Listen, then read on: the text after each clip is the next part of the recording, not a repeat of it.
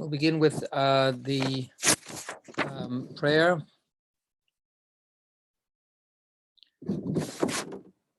Master of all worlds, highest power, merciful parent of compassion, in your presence, eternal one, source of strength for us, as you have been, we humbly acknowledge you. What are we? What is our life? You have done such great kindness to us. Therefore, we place our appeals before you, so that you may forgive and absolve us of all our faults and failings. Let our faults never become barriers between us and you. And may it be your desire to prepare our hearts to feel awe and love for you. May you listen to these words of ours. And may you open our encumbered hearts through the mysteries of your Torah. May this our study be a source of pleasure before your throne of glory, like sweet incense. May you shower down upon us the light of our soul's source in all the ways by which we define ourselves. May the sparks of your holy servants through whom you have revealed these words to the world shine and sparkle. May their merit, their ancestors' merit, the merit of their Torah, their innocence, their holiness, stand for us so as to prevent us from stumbling when we study these words. In their merit, may our eyes be illumined by what we study. As in the saying of the sweet singer of Israel, open my eyes, that I may gaze into wonders of your Torah. May the words of my mouth and the thoughts of my heart be acceptable to you, my rock and my redeemer. For it is the Eternal who grants wisdom. It is from his mouth that knowledge and understanding issue forth. Na na na na na na na na na. Oh, na na na. Na na na na na na na. Oh, na na na. Na na na na na. Oh, na na na na na na. Na na na na na na na. Oh, na na na na na na. Oh, na na na na na na na. Oh, na na na na na na na. Ah, na na na na na na na. Ah, na na na. Ah, na na na na na na na. Ah, na na na. Ah, na na na na na. Ah, na na na na na. Ah, na na na na na na na na. Ah, na na na na na na. Ah, na na na na na na na. Ah, na na na na na na na. Ah, na na na na na na na na. Ah, na na na na na na na na na na na na na. Ah, na na na na na na na na. Ah, na na na na na na na na. Ah, na na na na na. Ah, na na na na na na. Ah, na na na na na na na na. Ah, na na na na na na. Ah, na na na na na na na. Ah, na na na na na na na. Ah, na na na na na na na. Ah, na na na. Ah, na na na na na na na. Oh, no, no, no. Oh, no, no, no, no, no. Oh, no, no, no, no, no, no. Oh, no, no, no, no, no, no. Oh, no, no, no, no, no, no. Oh, no, no, no, no, no, no, no. No, no, no, no, no, no, no.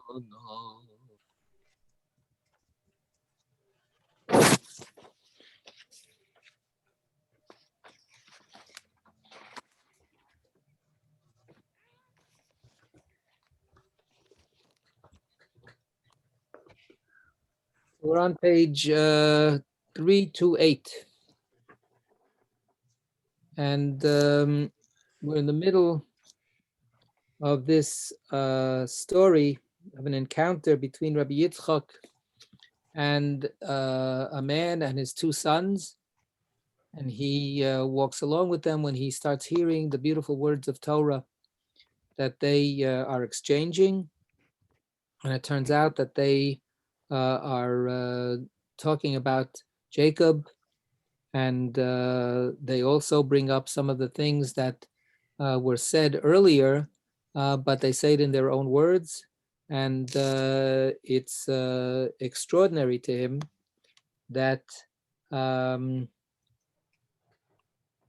to Rabbi Yitzchak, that these seemingly simple people have such great Torah and wisdom to share, and that they see, they perceive, they understand, and then they speak these profound truths.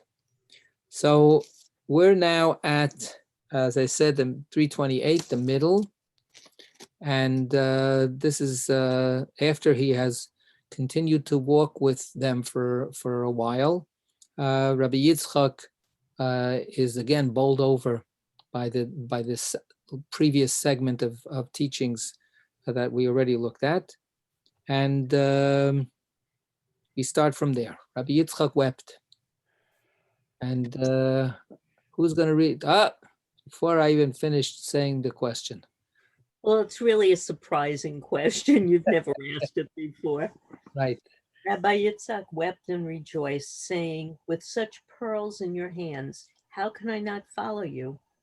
Okay, so the idea being that he's so bowled over, and he wants to keep on going. He says, "Wow, let this just keep on going. This is so great. Who knows what else I'm going to be able to learn from you, hear from you." And we would, be within our rights to read. And they walked on, right? So they walked on, and then somebody says, "And more Torah." But guess what? That's not what happens. Here we go, Beryl.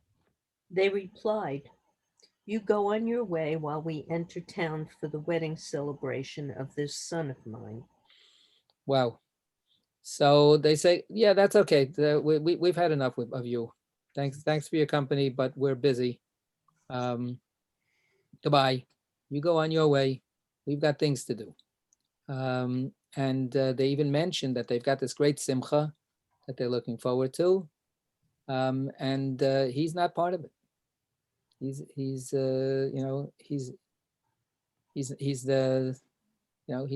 not on the list of invited guests. So this Rabbi Yitzchak, who has glommed on to this group, to this family, and has felt so wonderful in being able to be a walking companion with them, he gets this kind of like rejection. How hard a rejection we want to read into it, but no, it's pretty matter of fact. It's not like they're hinting. They're saying, "No, goodbye, go on your way." What does he answer? Rabbi Yitzchak said, "Now I should be on my way." Yes, indeed. Of course, that's exactly what I was thinking, right? What he, of course, yes. You read my mind. right? A minute ago he was going, ooh, maybe I'll, be able to keep on going. No. You're right. I'm very busy. I just noticed that I have, another meeting that I need to go to. So thanks. Nice meeting you. Bye. Right. So he turns the rejection, into something proper and expected. And here we go. He went and arrayed words in the presence of Rabbi Shimon. Rabbi Shimon said, "Truly well spoken, all pertain to the blessed one." Okay, so now we see that where does he go? He ends up going to Rashbi. He ends up going to his teacher, to Rabbi Shimon, and he can't, resist, telling Rabbi Shimon this amazing, meeting that he had, and the Torah that he heard, the words of Torah that they spoke. And this happens any number of times in the Zohar, when the disciples have some kind of adventure, and then they report it back to Rabbi Shimon, and then he has some kind of comment about it in an evaluation or something. And here he says, yeah, good gesagt, right? Well spoken. Very, very good. All pertains to the Blessed Holy One. So what does that mean? All pertains to the Blessed Holy One. So let's look at the note on number 64. All pertains to the Blessed Holy One. The biblical account of Jacob's journey alludes to the inner dynamics of the Sifrot. Okay, so this is what the topic was before, about him leaving Beersheba, going to Haran. What does this mean? So how do people feel about this explanation?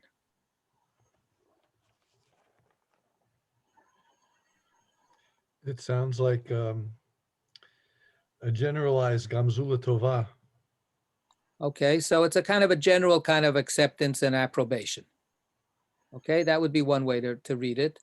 I have a little problem with this explanation, because if we go back a couple of pages, we will learn that Rashbi is precisely the one who says it's not about the Holy Blessed One, right? It's not the inner spherotic dynamic of the male lover seeking the female lover, the counterpart, and them coming together and uniting. No, he says this is actually about Jacob's personal journey of challenge, of going out of safety, out of holiness, and going to the place of the other side, to the place of danger and evil, and so on. That's what he himself literally said in argument with one of his students, I think Rabbi Chia.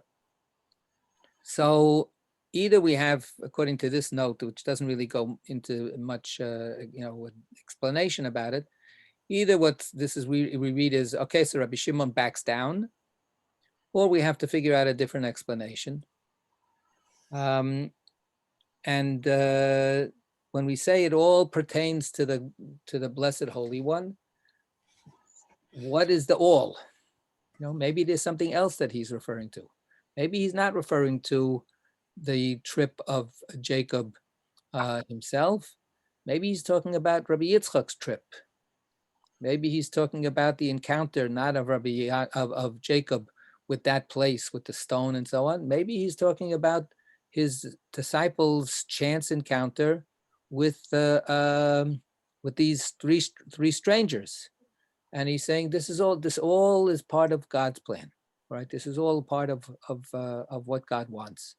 And I don't know. I invite if anybody else has another possible way of reading the statement. I think that it's open to other kinds of readings based on what I was saying before. So going once, twice. All right. So we'll leave it like that. Okay. He continued. So Rashbi, this is now we're on 329, and he says. He continued. These words derive from descendants of Rabbi Sadak, the feeble. Sadok, the feeble. Doke. right? Rabbi Tzadok Chalisha, the weak one, right? It's Chalash, very weak. Okay, so now he's telling us some new information. Rabbi Yitzchak didn't know who these three people are. And now Rashbi understands, because Rashbi understands everything, Rashbi understands that this Torah must have come from, or he knows that these unnamed people, they're actually descendants. They come from the family, from the line of Rabbi Tzadok, the weak one, the feeble one. Okay, now a little editorial comment. Why was he called feeble? Because for 40 years he fasted over Jerusalem so that it would not be destroyed in his lifetime. For every single word of Torah, he used to expound supernal mysteries, extending a path by which inhabitants of the world could conduct themselves. Okay, so you look at the note 65. 40 years he fasted over Jerusalem. See, Rabbi- Babylonian Talmud, Gittin 56a. Rabbi Tzadok sat fasting for 40 years so that Jerusalem would not be destroyed. He grew so thin that when he ate anything, it could be seen from the outside as it passed through his throat. When he regained his strength, they used to bring him dried figs. He sucked the juice and threw them away. Okay, so this is the story, this special person who his name Tzadok means righteous one. And in the Talmud, this section in Gittin is a section with many classic stories about the fall of Jerusalem and the destruction of the temple. And he's one of the figures, one of the characters who's mentioned in that long series of texts. And he is an ascetic who is doing everything he can to avert the disaster that he sees is imminent. So that the temple hasn't been destroyed. 40 years before the temple is destroyed, he sees that this danger is creeping up, and he starts praying and fasting and practicing all this ascetic stuff to hopefully avert the disaster. And by the time the temple is attacked and brought down by the Romans in 70 CE, he has shriveled up and become like a translucent ghost. And he would eat just a tiny bit, and you could just see the food as it was going down into his stomach. You could see the food in his body because there was just nothing there. Rabbi Yochanan ben Zakkai, of course, is the hero of the saving of rabbinic Judaism at that moment. And Rabbi Yochanan ben Zakkai, after he is able to escape and smuggle himself out of Jerusalem while it's under siege, he goes to the emperor Vespasian, to the general Vespasian, who later became the emperor, and he pleads for Yavne. He pleads for a sanctuary for the rabbis. Ten li Yavne v'chachameha. Give me Yavne and her sages. And he has to, he has to trick the Jewish extremists who are forcing the people in Jerusalem not to make peace with the Romans. And of course, they bring down the tragedy in the way that story is told. Ironically, and then the next thing he does after he succeeds in getting that wish granted is he afterwards gets Vespasian to agree to extricate Rabbi Tzadok from the ruins of Jerusalem, and he is cared for and brought back to life because it's already finished. His mission to save Jerusalem has failed, but he himself survives and is able to continue living and teaching Torah. And he has descendants, as we have here in the Talmud. He has Rabbi Elazar Rab Tzadok is a major sage. That is his son. Just a very ironic story that's told is that, as it says here, he by the time he's at the moment of the destruction of Jerusalem, he can't even eat solid food.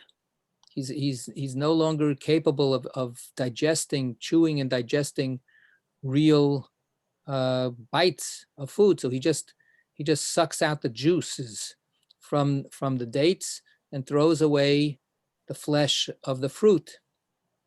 And the Talmud says that a desperate Jerusalemite, I'm not going to go through all of the details, it's a fascinating and very sad story, but a desperate, starving Jerusalemite came across the throwaways of these figs, these dates that were sucked out. The juice was sucked out by Rabbi Tzadok, and they're starving to death. They eat the dates, and they're poisoned because Rabbi Tzadok was such a sick man that when he sucked out the juice from the dates, even though that gave him sustenance, the dates were infused with his own sickness, and that killed this person. So there's a lot of really bitter and complicated, ironic, paradoxical, painful stuff that is told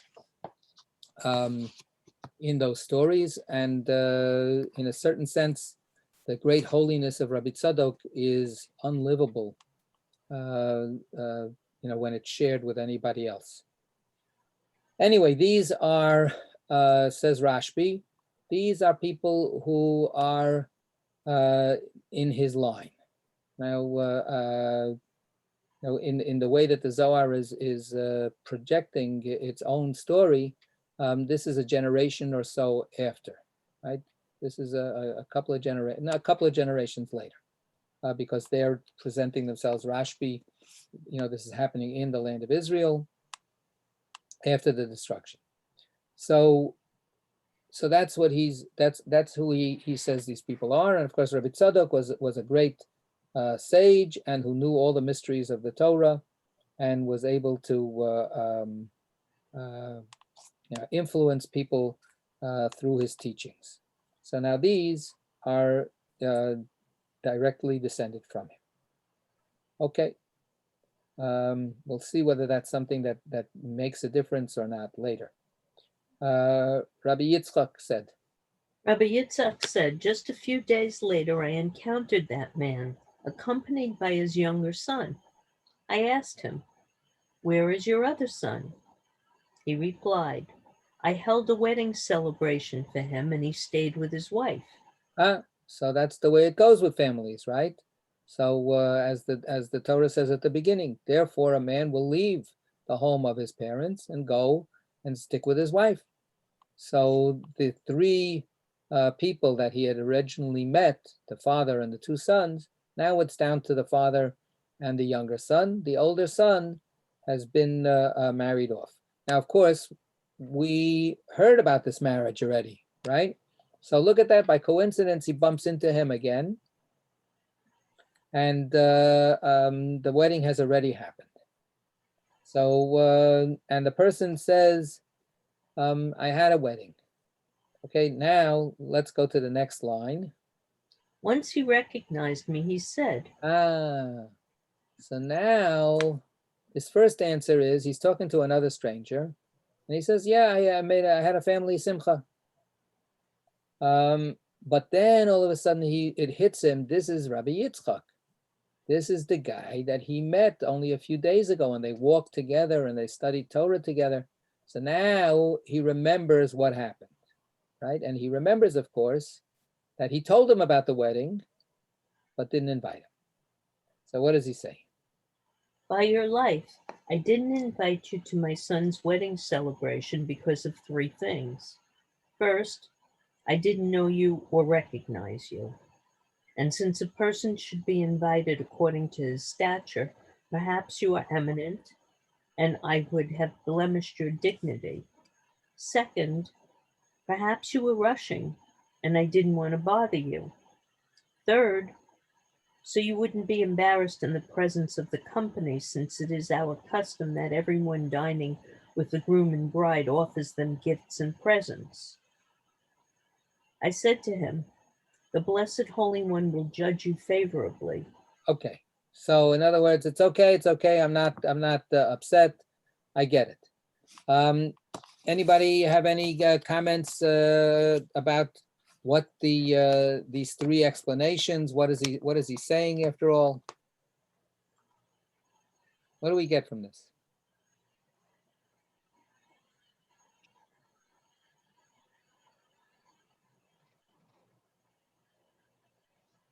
Oh, Yeah, Craig.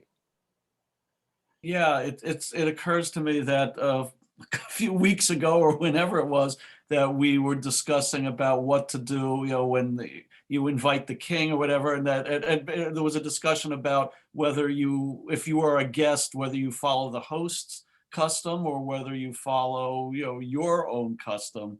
And this seems to be a concrete example of that. He's saying, look, I didn't want you to, where we are, you follow our customs, and I didn't want you to be embarrassed. Right, because you weren't prepared. You weren't on the initial, I don't know you from Adam.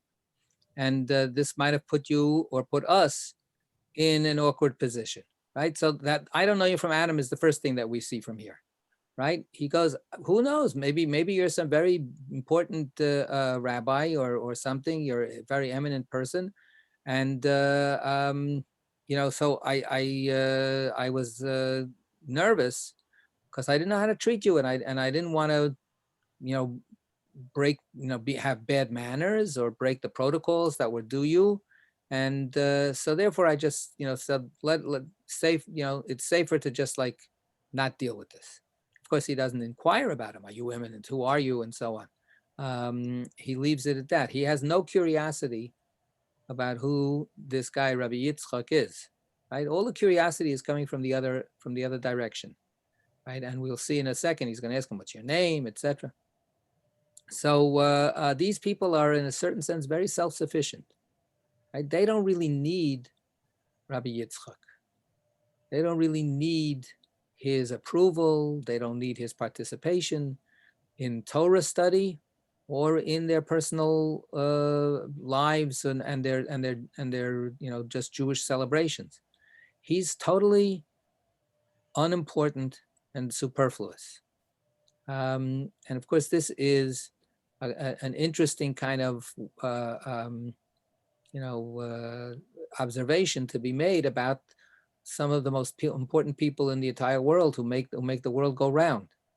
Right, Rabbi Yitzchak, as a student of Rashbi, is convinced that their little cohort of Torah scholars are the be all and end all of the world. Right, if not for Rashbi and his students, nothing would be going on. So from the perspective of this man, you're totally, irrelevant to my life. So, and of course he says paradox, because who knows, maybe you're very important. So guess what? I'd rather have nothing to do with you. So I don't have to put my foot in my mouth and have to worry about not giving you the due honor for somebody as simple as me, right? There's a little bit of a social, commentary here, right? Maybe you're too fancy to attend our simple wedding, right? Of course, that's contradicted by the end. You'll be embarrassed. So is it we'll be embarrassed? You'll be embarrassed. And of course, in the end, that he and in the middle, maybe he had something better to do. Maybe I don't want to get in your way, so I didn't want to impose upon you, right? Do these feel like very good, reasons? Yeah, I mean, not to me either. So it's just, so there's this kind of like an intriguing element here of persons making all these kinds of excuses, and Rabbi Yitzchak seems to just brush it off. He's really interested in who these people are and where they get their Torah from and what else they have to say. So he's willing to put up with their kind of lack of grace or interest. He's not going to take that too much to heart. Okay.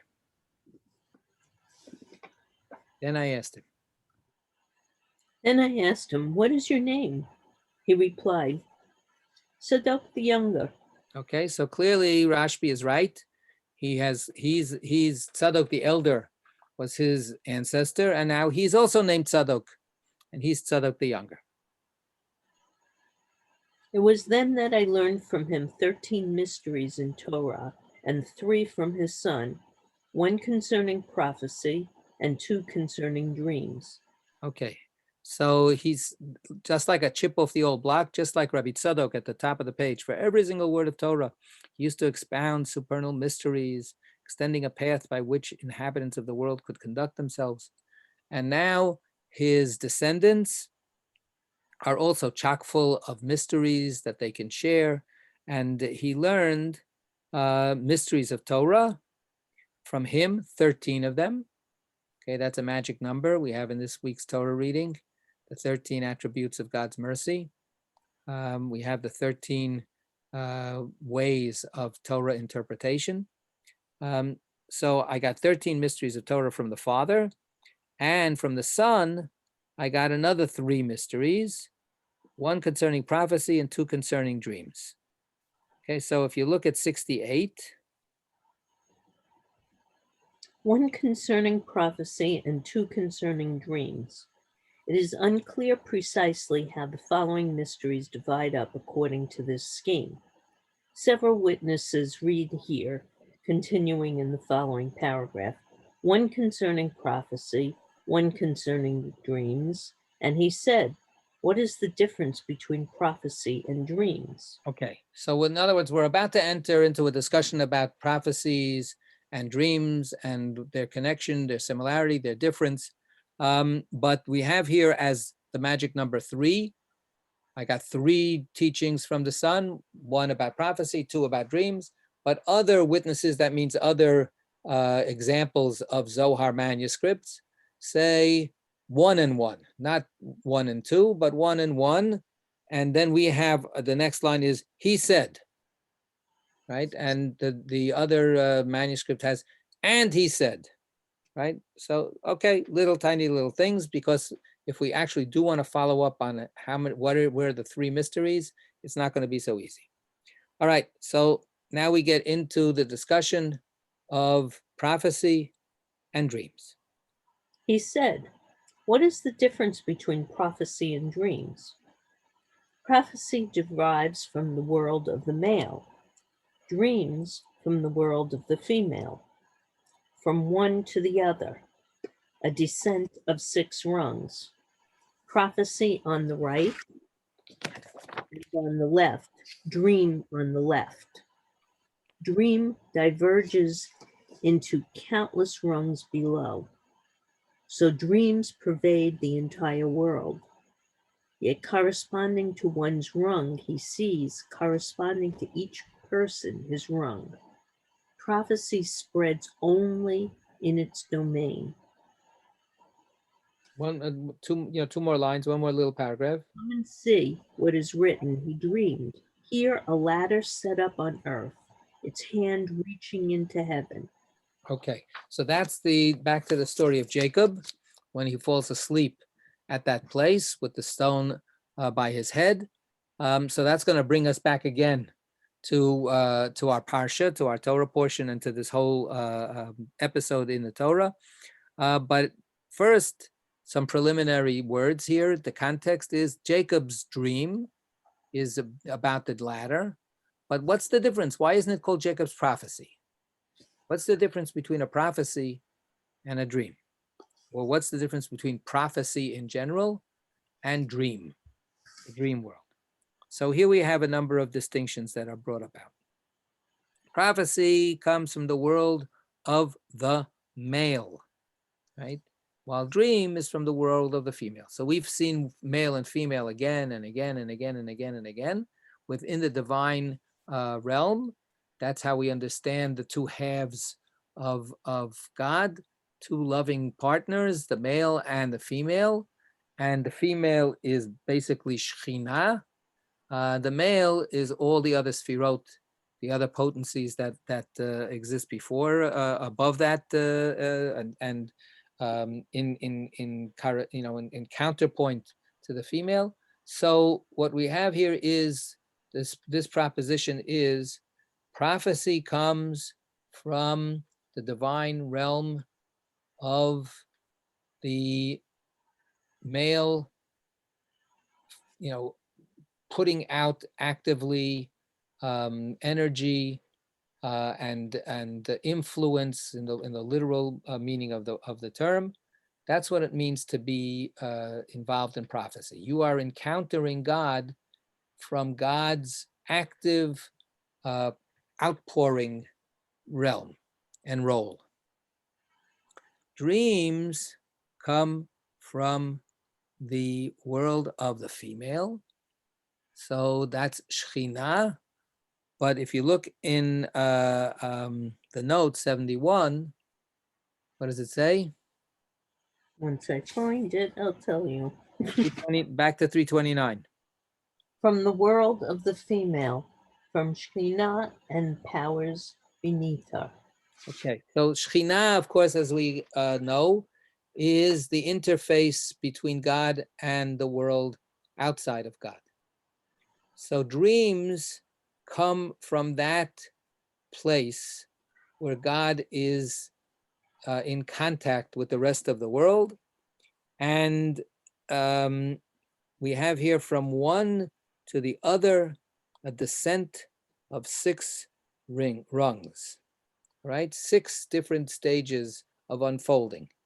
So let's look at 72. What page is this one? From one to the other, a descent of 6 rungs. The 6 rungs apparently are Netzah, Hod, Yesod, Shekhinah, and the first 2, arch left, Archangels. archangels. Yeah, page 330. Okay, if you say so. Oh, I'm in the wrong line. Archangels, Michael and Gabriel, as Rabbi Sadok soon explains. Gabriel transmits dreams. The connection between the number 6 and dreams derives from The Babylonian Talmud Brachot. a dream is 1/60th of prophecy. Okay, so that's an echo within earlier rabbinic tradition. So I'm not sure that that's the only explanation that we can have, because of course this is using the word rungs, which usually refers only to the inner world of God, and applying it as well to the extension outside of the godly realm. With the angelic realm is obviously close to is in part of the heavenly realm, but it's not divine, and it's part of the way that God influences the world, sending angels, sending messengers out to do whatever God wants to be done.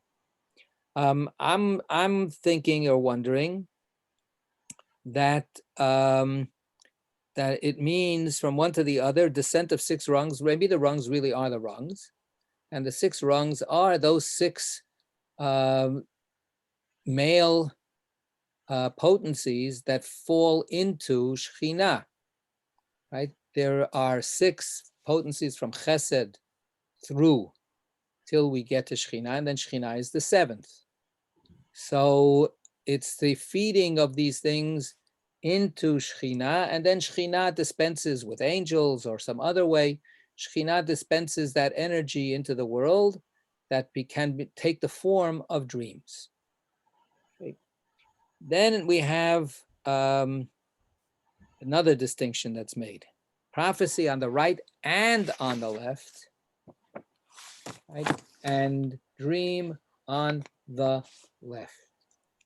Okay, so Gabriel is the angel on the left, but prophecy is, according to this, both from the side of love, giving, and generosity, but also from the side of judgment, execution, admonition, and so on.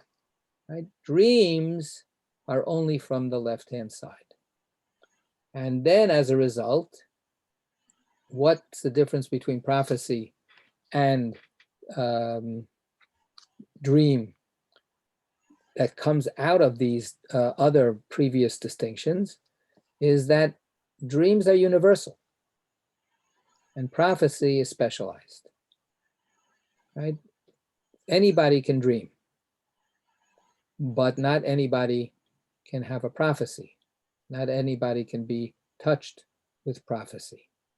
So dream diverges into countless rungs below. So dreams pervade the entire world, yet corresponding to one's rung he sees. Corresponding to each person is rung.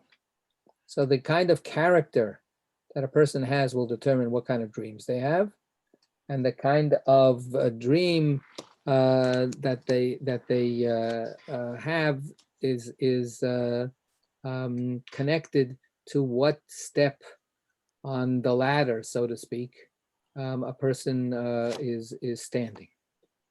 On the other hand, prophecy spreads only in its domain. What does that mean? What's its domain? What does that mean? So look now at 77. Prophecy spreads only in its domain, only in the land of Israel. This statement by the son of Rabbi Tzadok corresponds with the tradition attributed to Rabbi Elazar's son of Tzadok of Met. In the Mechilta. The Mechilta is a rabbinic midrash on Shmot, on Exodus. Ishashkina is not revealed outside the land of Israel, for it is said, Jonah set out to flee to Tarshish from the presence of Yud-He Vav-He. Was he fleeing from the presence of Yud-He Vav-He? Has it not already been said, where can I go from your spirit? Where can I flee from your presence? If I ascend to heaven, you are there.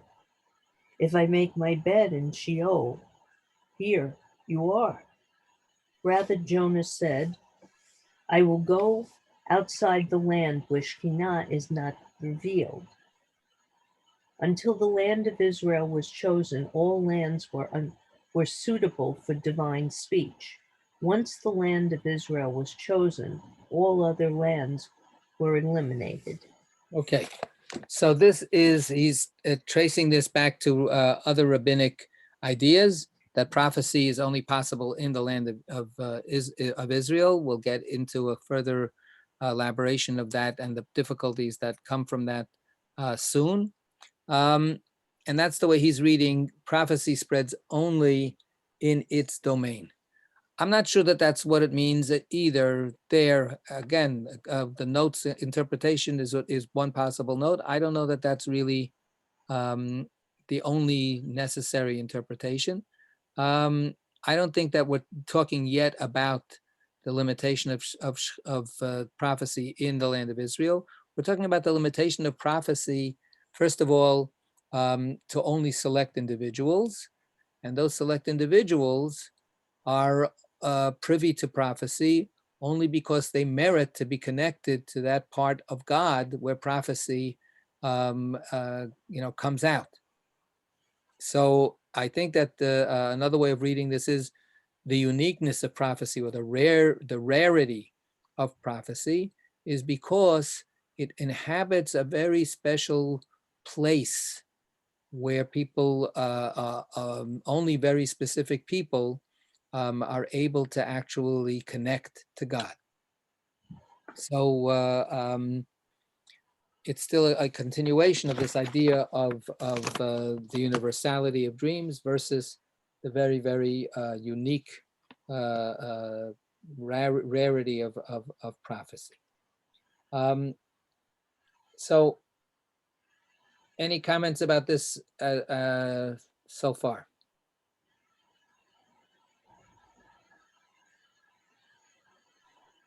Okay.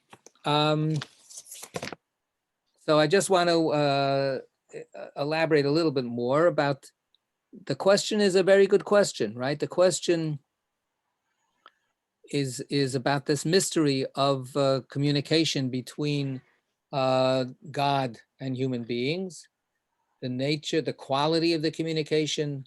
How do we evaluate that communication? Can we say that a dream is coming from God? If the dream comes from God, how is it not a prophecy? Why doesn't it qualify as being a prophecy? The whole mystery of the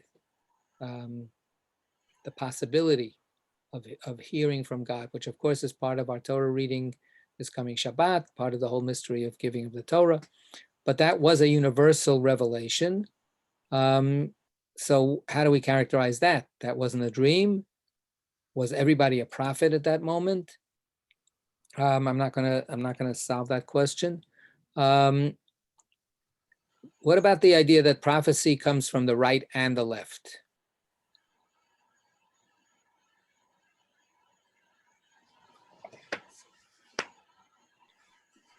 So I think descriptively, I think what we're talking about is the comforting prophecies and the haranguing prophecies, right? The fact that the prophets can be spokespeople for messages of castigation, of moral outrage, of punishment that's due, of telling people that they're worse than anything for all the terrible things that they are guilty of. But then you have the prophecies that talk about, oh, be comforted by people. Everything is going to be okay. God loves us. What will happen in the end of days? There's going to be this beautiful, idyllic world. The lion and the lamb will lie down with each other. So those are from the right-hand side. And the other prophecies of gloom and doom and of moral accountability are on the left-hand side. I think that would be actually a pretty legitimate and accurate way of describing what's going on with prophecy. But then why wouldn't dreams qualify? Every once in a while we have pleasant dreams. Every once in a while we have some really delicious dreams. How come dreams don't come from they only come from the left, not from the right? What's going on with that? And then look at what we have as a come and see. Come and see. Right. So the conclusion of this section is, let me tell you about a particularly famous dream. Right. He dreamed. Right. And look, v'hinei, sulam mutzav arza v'rosho magia shamayma. Right. A ladder set up on earth, and its head reaching into heaven. What are we supposed to see? What are we supposed to come and see from that?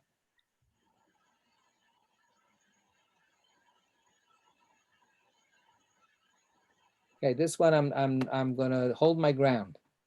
I'm not going to say another word until somebody says something.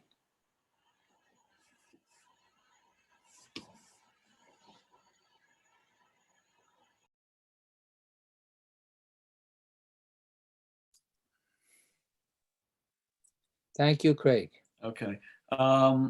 It occurs to me, he says he dreamed, but he initially didn't understand what the dream was. It's only afterwards he said, here I was in this place and I just didn't realize it. And I'm thinking I'm also connecting this with, in Shemot, when Pharaoh has his dreams, and clearly the Torah says they were dreams. they were definitely prophecies, but Pharaoh had no idea what they were. He needed somebody else to tell him.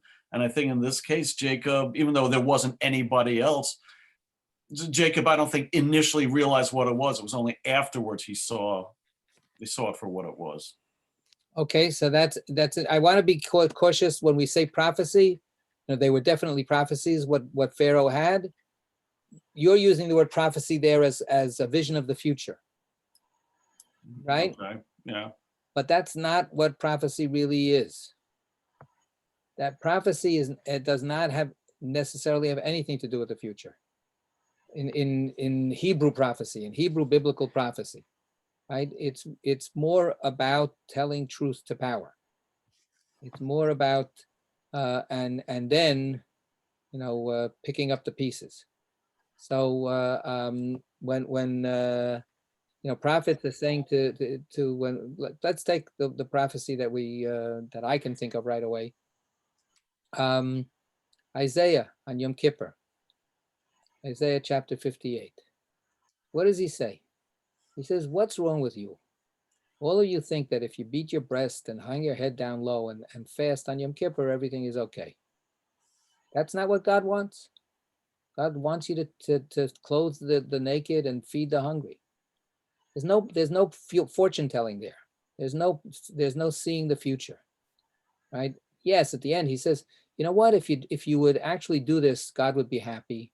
And if you would take Shabbos and you would turn it into an oneg, into a delight, then you'd be close to God. You'd be a child of Jacob. But it's not about telling the future. It's not about seeing into the crystal ball. So I just want to, clarify that a little bit. But I think that your point about, the incomprehensibility of it is really important. That they don't know exactly what they've seen. They can't quite tell, that they're convinced there's a message, but they don't know what exactly it is. So I think that's pretty important. Part of what a prophet experiences is, and some people think that that's actually in the word prophet, Navi, is that he is the compulsion to speak. There's no such thing as a Navi who has a prophetic vision and keeps it to himself or herself. The part that's essential about being a prophet is that you feel forced to speak out these words, that God is not going to let you alone until you speak it out. And of course, that's Jonah's big problem. He doesn't want to be a prophet. So what's the part of the prophecy that he doesn't want? He already got called by God. God told him, go to Nineveh and tell them that they're in danger of being destroyed because they're all evil. So he already got the content, but he doesn't want to be a prophet. He doesn't want to be the spokesperson. He doesn't want to say it. He doesn't want to engage with the audience that is supposed to hear these words. He doesn't want to be the mouthpiece. A Navi is a mouthpiece. So Reb, so a question. So then the framing of the concept of prophecy is really linked to prophetic declaration, as opposed to, how Craig was singing, how we think about prophecy, which is some divinely inspired visionary aspiration. or prediction.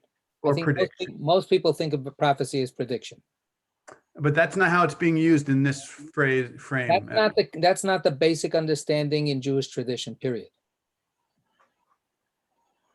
That's what I would claim. Mhm. Now, and of course, everybody can throw it back at me, but you are always telling us don't be so generalizing, and there's always a different way of looking at it, and there's always somebody else who says a different thing than what this person is saying. So don't say that Judaism says XYZ, because there's multiplicities of perspectives. So I say that all the time. Nevertheless, overwhelmingly, this is what the books of the prophecy of the prophets are not there because of the fortune telling.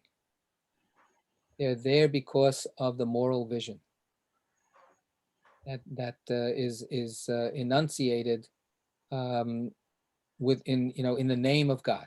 That's the point. In the name of God.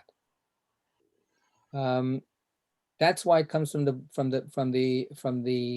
realm of the male. It's that pushing out.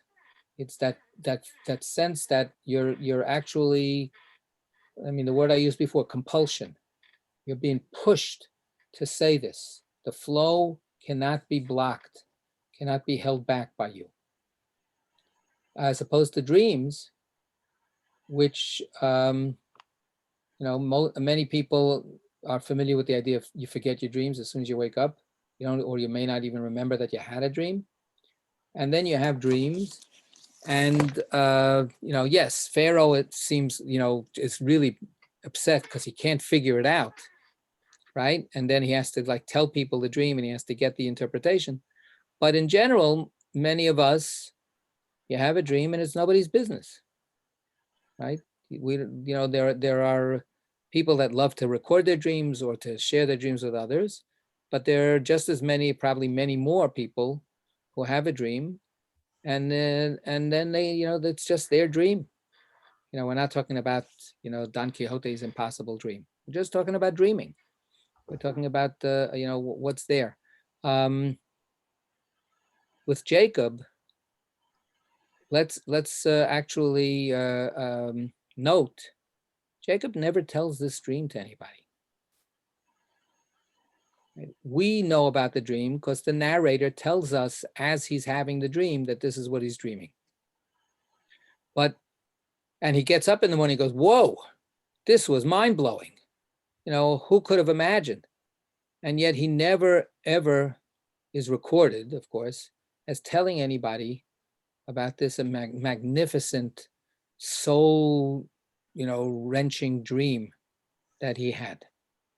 David. I'm looking at this and I'm wondering whether he really had a dream. Maybe it was a prophecy. Well, that's not what then you're gonna have to write your own Torah. Yeah. Because the Torah labels it a dream. Right. So not only that, but he's not compelled to tell anybody about it. Right. So this is, So what does it mean that the head reaches to the heaven? The head reaches to the upper realm, which is the domain of prophecy. I don't know. It seems transitional somehow. Right. Well, look, it certainly is one of these most amazing, visions that we have recorded. Look at the note. Look at note 78. Yeah. Right, which comes, come and see what is written. You got it, Beryl? No, not really. It says he dreamed. Yes, keep going. He dreamed here a ladder set up on earth, its head reaching to heaven. The verse continues, and here angels of God ascending and descending on it. So thank you very much for this, filling in of the verse. What does that do for us? It seems to be a communication between dream and prophecy. It seems to be. Well, by identifying that the key vision that he has, at least at this point of the verse, is angels were outside the divine realm. Right? We're not, as Isaiah, for instance, sees God in God's palace. Right? We're going to have Ezekiel in another second, who has the chariot vision. Right? He's not seeing God sitting on a palace anywhere. And the next line tells us he sees God standing right by his head. So he's actually not entering into heaven in the vision. He sees that the ladder goes up to heaven, but he sees the angels going toward heaven or coming down to earth. And it's angels. It's not the divine chariot. It's not God's own being. So that might be what we're supposed to be taking as the proof text here about where dreams are a little bit lower however magnificent they may be, but they're not in the same ballpark, right? They're not in the same league as prophecy itself. Question. Yeah. Yeah. So when the son of Rabbi Tzadok is talking about rungs from the male, and there are 6 of them step above the female, is he using the same word sulam as in Jacob's dream? So I'll tell you in a half a second. First of all, in Jacob's dream, the word rung doesn't exist. It's just the ladder. It's the word sulam, which often is translated as ladder. Some people say it means staircase. Hold on a second, I have to find it. Yeah. It's the word that's used here is dargin. Dargin means, well, the word in modern Hebrew madrega is either a step or a level, right? So Or the spiritual level. And yes, so the word rung is Matt's translation of that. He could have said level or step, but he's using rung, and rung usually, as I said before, is referring to levels within the divine, right? But here it's ambiguous, because when we get to the dreams, we're going out into the world.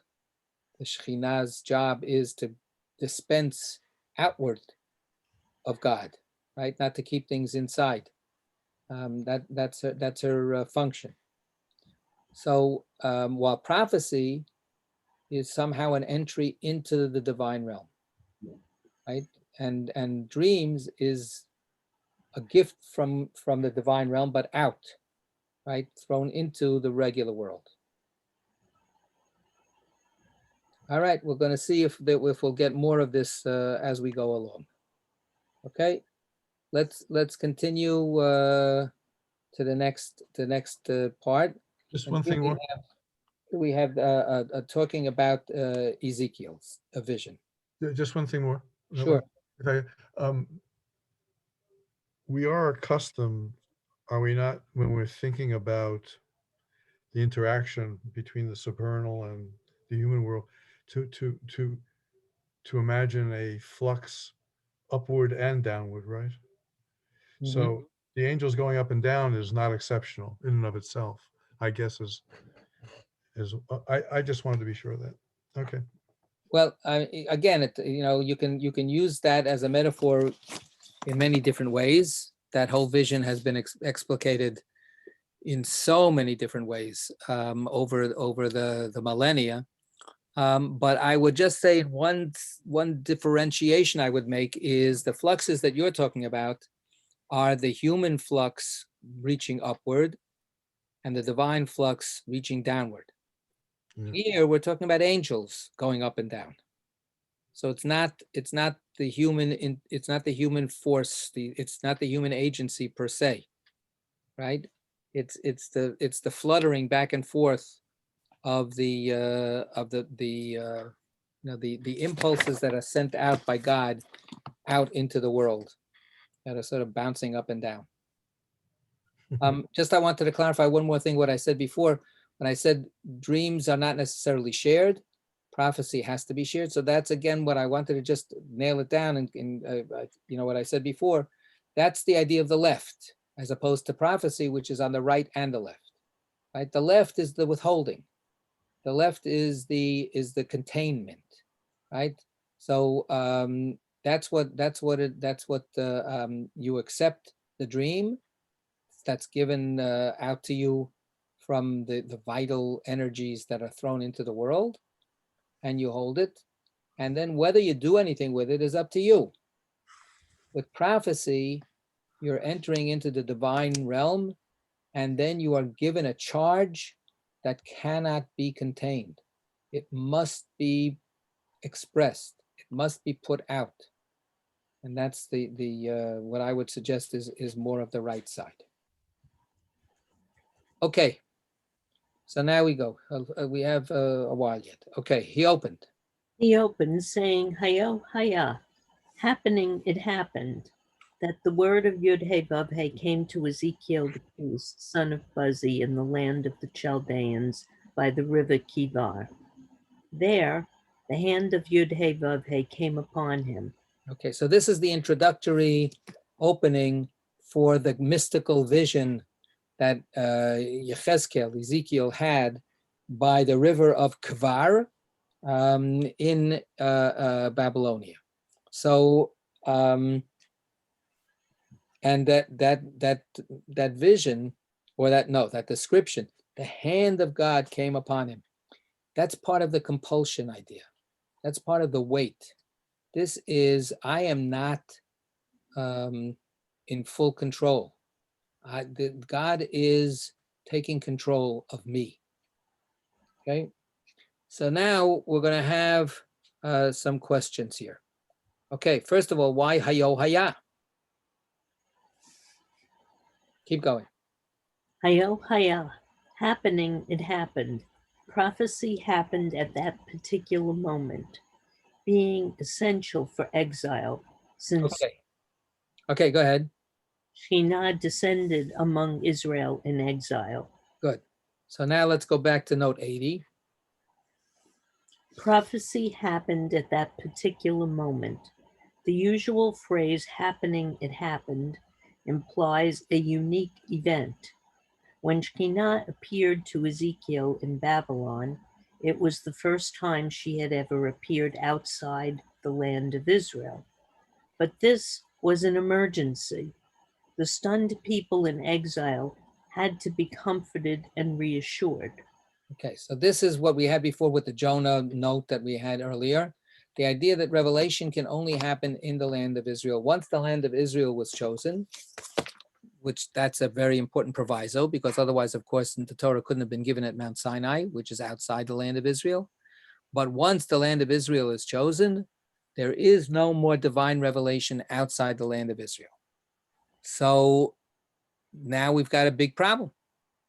One of the most amazing prophecies, the prophetic visions recorded in our literature, the Merkava vision, the vision of the divine chariot by Yechezkel, is literally said to take place on the banks of the river Kvar in Babylonia. That's not Israel. So how could that possibly happen? So that's why it says, Hayo Haya, indeed it happened. Yes, this really, really did happen, right? It had to happen, right? Because since Shekhinah descended among Israel in exile, because after the cataclysm of the Babylonian destruction of the first temple, that's where we are in the context, in the historical timeline, the people are in shock, and therefore God breaks God's own rules and decides to erupt with a vision, even in Babylonia, and not just stay back in the land of Israel. Hold on. Now there's a comment in the chat. Does this have a connection with the Talmud discussion of the special status of the Greek Torah needed for the exile? So what Mark is talking about is that when in what we're studying in our Talmud sessions in Megillah, that there's a recognition that there's a special status to the Greek translation of the Torah, because that Greek translation, we were talking and speculating and so on, was so necessary to be able to keep the Jewish people connected to the Torah in the diaspora, in the Hellenistic diaspora, because that was the language that they understood. They were less and less comfortable with Hebrew. So the Septuagint is the famous Greek translation that was produced in the 2nd century BCE. And then the Talmud talks about and struggles with the idea of maybe this has some exalted status. When the Talmud talks about how that translation was created, the Talmud says there was a miracle. there was the divine spirit made sure that the translation was unanimously created by the 70 translators without distinctions and without differences between any of them, and that helps us with respecting the Greek translation as being very, very important with its own unique status. But that's not this. It's not a claim of prophecy, and it's connected, of course, obviously, to the idea of what's going to happen with all these Jews that are out there. And there's a continuation. Mark's note says, would this also explain the developments of Judaism in the diaspora? To a certain extent, yes. We're going to have it. Is it going to be? Yeah, in note 81. We'll have a further elaboration, and it'll speak to Mark's point. So let's look at note 81. Shekhinah descended among Israel in exile. See, Babylonian Megillah says, Rabbi Shimon, son of Yochai, says, come and see how beloved are Israel in the sight of the Blessed Holy One. Wherever they went in exile, Shekhinah accompanied them. When they were exiled to Egypt, Shekhinah was with them. When they were exiled to Babylon, Shekhinah was with them. And even when they are destined to be redeemed, Shekhinah will be with them. Okay, which means that Shekhinah will need to be redeemed as well. The restoration to Zion will not just be a restoration of the Jewish people back to their homeland. It'll be a restoration of God, so to speak, back to the homeland. Okay, Rabbi, but I just want to follow up this thread for a second. Good. So that then, the whole idea that the guest has to conform to the house in which the guest enters. So Shekhinah always has to conform to the needs of the Jewish people wherever they are in diaspora. Very good. Right? Okay, but now let me take it one more horrible step. And this, Horrible. Uh-oh. yeah, this you If I were a prophet, I would have been able to foresee this. All right, so this really is going to get into trouble. So now that the Jews are back in Israel, does that then justify the revision to a radical Torah-centered Judaism? So that's why you can't get a job in Israel, Rabbi. well, did you just see what the Supreme Court decided? The Supreme Court in Israel just made a earth-shattering decision that we'll see how long it lasts. But the Supreme Court in Israel just overturned all of the policies of that have been going on forever. And they have said that any conversions that are supervised by Reform or conservative rabbis in Israel must be recognized as legitimate for the sake of conferring Jewish status as citizenship in Israel. Okay, so what happens when they take control of the West Bank? Right. And that they really control all of Israel? You mean the Reform and the conservatives? Well, I mean, if Shekhinah has to be redeemed in the land of Israel, when Israel becomes whole, doesn't that then require a reversion to Torah Judaism? So this is an argument that is advanced. What you're saying is an argument that's advanced by certain religious nationalists or Right. Messianists even. That's what you wouldn't like it. I'm revolted by it. I think that's the you're not that's not a surprise to you. You know it very well. Of So course, you're like my straight man here. You're just like feeding me the lines. that's right. So yeah, I mean, I think that again, the prophetic lessons that are sanctified by our tradition have plenty of material in there that fuel my revulsion of what these people are doing. I think that there's the redemption of God is not going to be done by creating an immoral society. So pure and simple. There's a sentence somewhere in I wish I could remember now the citation, but God says, "Mi bikesh zot michem, remos chatzerai." God says, "Who asked you to come in here and trample my courtyards?"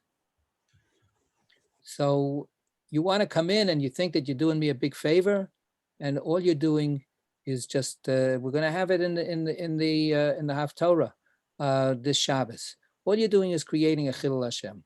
All you're doing is creating a total desecration of my name. So you think you're redeeming me, and actually you're betraying me. So it's tricky. Sounds like prophecy to me, brother. Yeah, but you know what the rabbi said about prophecy today? It's given to fools and to little children. So so that's it. All right. We're gonna stop for tonight, and we can continue, God willing, next time. Okay, Zaygen to everybody. Yoshkoach, good night. All All right. right.